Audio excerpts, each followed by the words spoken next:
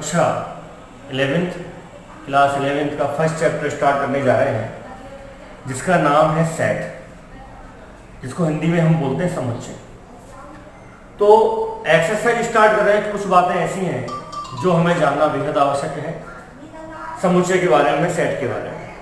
सबसे पहले हम बात कर रहे हैं डेफिनेशन की। तो इस डेफिनेशन में, इस परिभाषा में सबसे पहले हमें ये जानना आवश्यक है कि वास्तविकता में समुच्चय यानी कि सेट होता क्या है। तो जनरल एक हम डेफिनेशन की बात करें तो a set is a well defined collection of the objects, यानी कि एक जो समुच्चय होता है वो वस्तुओं का, वेल डिफाइंड का मतलब होता है हिंदी में सुपरिभाषित,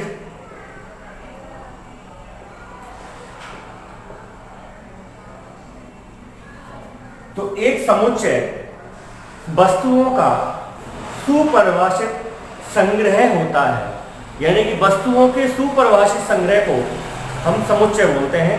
ए set is a well defined collection of the object. अब बेटा ये तो बात हो गई हमारी डेफिनेशन की। अब एक छोटी सी बात समझें। यदि हमने आपसे क्वेश्चन पूछा है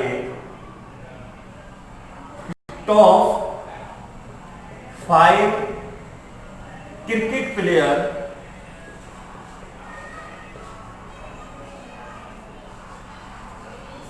ऑफ इंडिया, यदि आपसे पूछे जाए कि भाई top 5 cricket player of the India कौन से हैं, भारत के टॉप 5 क्रिकेट प्लेयर कौन से हैं, तो एक बच्चे से हमने पूछा, उसने रिप्लाई दिया कि सर धोनी,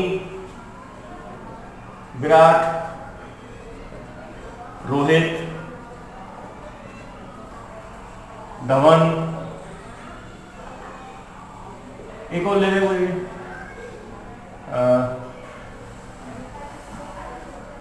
पांड्या, हार्दिक पांड्या। ठीक है, एक बच्चे ने मुझे ये रिप्लाई दिया।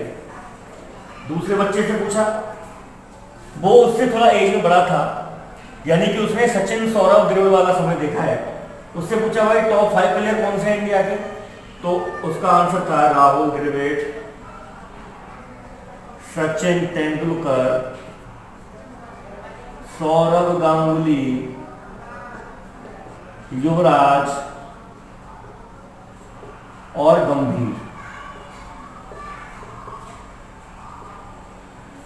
एक तीसरे से पूछा भाई आप बताइए कि इंडिया की टीम में टॉप 5 प्लेयर कौन से हैं, तो उसने बोला भैया इंडिया के टॉप 5 प्लेयर तो अब तो पता नहीं कौन से हैं, पर जब हम क्रिकेट देखते थे उस समय तो कपिल देव था, सुनील गावस्कर था, यशपाल जी थे, नवजोत सिंह सिद्धू थे, मनोज प्रभाकर थे, ये टॉप 5 प्लेयर। यानी कि यदि हम ये क्वेश्चन पूछें तो एक ही आंसर मिलने की संभावना 0 है। हर व्यक्ति के अनुसार, हर मैन टू मैन ये आंसर हमारा डिफर करता है। तो पहला एग्जांपल मैंने आपको दिया है कि top 5 player of the country, मैंने आपसे पूछा तो 3 व्यक्तियों ने अलग अलग आंसर दिए। अब यदि मैं आपसे पूछूं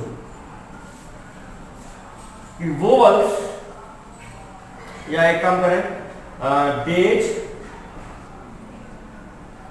ऑफ ए वीक, एक सप्ताह में कौन कौन से दिन होते हैं, तो किसी से भी आंसर हम ले लें, हर कोई बताएगा Sunday, Monday, Tuesday, Wednesday, Thursday, Friday, Saturday. ये वाला आंसर किसी भी व्यक्ति का अलग नहीं हो सकता है यदि उसको आंसर मालूम है।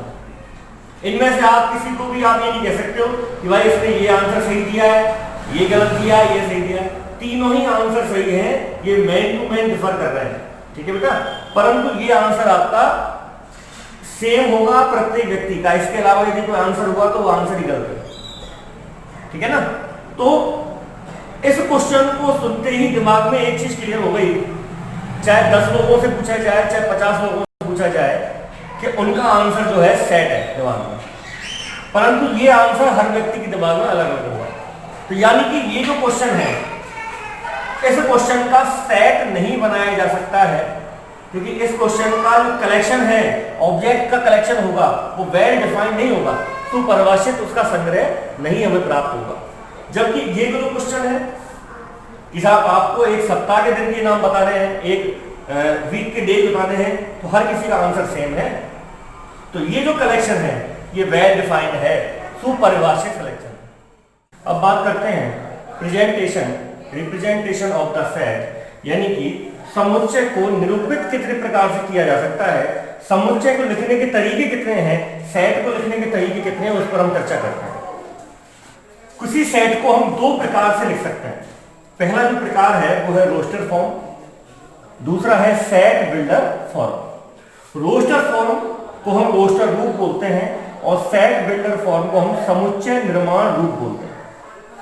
सबसे पहले हम बात करते हैं रोस्टर फॉर्म की। रोस्टर जैसे नाम से प्रदर्शित है, रोस्टर का मतलब होता है सूचीबद्ध होना, लिस्टेड होना। तो इस फॉर्म की पहली प्रॉपर्टी जो है वो है कि हमारे इस वाली फॉर्म में जो एलिमेंट्स लिखे जाते हैं, जो एलिमेंट्स होते हैं वो सूचीबद्ध होते हैं, लिस्टेड होते हैं, पहली प्रॉपर्टी। दूसरा है elements are separated by the commas. जितने भी एलिमेंट्स होते हैं वो सभी कॉमा के द्वारा अलग अलग विस्थापित किए जाते हैं, सभी एलिमेंट्स के बीच में कॉमा आता है। तीसरी चीज है एनक्लोज्ड विद ब्रासेज, यानी कि सभी एलिमेंट्स को जिनके बीच में कॉमा लग रहा है उनको हम मझले कोष्ठक के अंदर लिखते हैं। अगला है ऑर्डर इज इमेटेरियल। इमेटेरियल का मतलब है कि एलिमेंट्स की क्रम क्या होगा, इसके लिए कोई नियम नहीं है, यानी कि एलिमेंट्स का क्रम आगे पीछे भी हो सकता है। जैसे एक मैंने समुच्चय लिखा है AEIOU, ये सभी एलिमेंट कॉमा के द्वारा सेपरेट किए गए हैं और मझला कोष्ठक यानी कि ब्रास के अंदर वो एनक्लोज्ड हैं, बंद हैं। तो इसको यदि मैं इस तरह लिख दूं EAUIO, यानी कि इन एलिमेंट्स की क्रम को बदल दूं तो ये एलिमेंट जो है, ये समुच्चय जो है, इसके समुच्चय के रूप में कोई परिवर्तन नहीं आया है, यानी समुच्चय के मान में कोई परिवर्तन नहीं है एलिमेंट्स को आगे पीछे करने पर, यानी कि क्रम की बाध्यता इसमें नहीं होती है। ये इमेटेरियल है, इसका order is immaterial in the case of roster form. Last one, no repetition of the elements, किसी भी एलिमेंट का रिपीटेशन नहीं होता है। जैसे मैं एग्जांपल के रूप में हमसे पूछा जाए कि भाई स्कूल के एलिमेंट्स को, अवयवों को रोस्टर रूप में लिखिए, रोस्टर फॉर्म में लिखिए, तो लिखते हैं S, कॉमा के द्वारा सेपरेट करते हैं, अगला है C, फिर है H, उसके बाद है O दोबारा आ गया है तो इसको नहीं लिखेंगे, ऑर्डर इसमें रिपीटेशन नहीं होता है एलिमेंट्स का। अगला है हमारे पास L, यानी कि स्कूल को रोस्टर रूप में इस तरह से लिख सकते हैं। ये है हमारा रोस्टर फॉर्म। अब बात करते हैं सेट बिल्डर फॉर्म, यानी कि समुच्चय निर्माण रूप। समुच्चय निर्माण रूप में बजाय एलिमेंट्स को, अवयवों को सूचीबद्ध रूप से लिखने के हम उनके गुणधर्म को लिखते हैं, यानी कि उसका जो कॉमन प्रॉपर्टी है उन एलिमेंट्स की उसे हम लिखते हैं। जैसे मैं बात करूं, एक है हमारे पास AEIOU, आपसे तो पूछे बेटा ये क्या है, तो आप कहोगे सर ये हमारे इंग्लिश अल्फाबेट के वोवल्स हैं, अंग्रेजी वर्णमाला के स्वर हैं, तो ये इसकी प्रॉपर्टी है, ये इसका गुणधर्म है। तो इसको हम ऐसे लिख सकते हैं, X is the element, X एक अवयव है, सच दैट, इस प्रकार है, X such that X is vowel of English alphabet.